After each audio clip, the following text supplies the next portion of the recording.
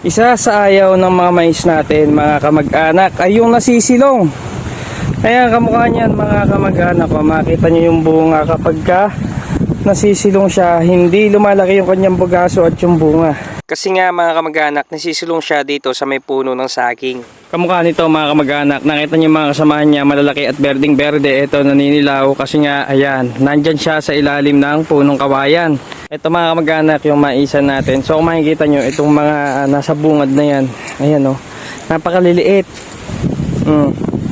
Ganyan ang mangyayari kapag nasisilong yung mais.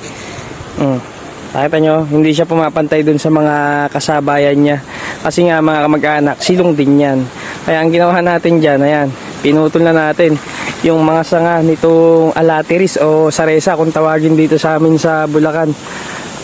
So, ganun pa man, huli na yung pagpuputol natin kasi kahit naputol na natin yan, permis na, hindi na to makakahabol. Pero hindi lahat ng nasisilong ay ganyan ang kinakalabasan na nababansot yung mais. Meron naman mga nasisilong na talaga naman nananangkad yung bagaso, nagbubunga pa rin ng medyo malaki. Kaso nga lang, hindi ganun kasing gulang ng bunga ng mga talagang nabibilad sa araw. Pero yung resulta noon ay depende pa rin kung gaano katagal nasisilong ang isang mais sa ilalim ng puno. Kung hanggang maghapon ba siya nasisilong o kaya sa umaga lang siya nasisilong, pag sumikat naman yung araw sa tanghali, nabibilad na siya. So iba-iba yung magiging resulta nun. Yun lang, happy farming!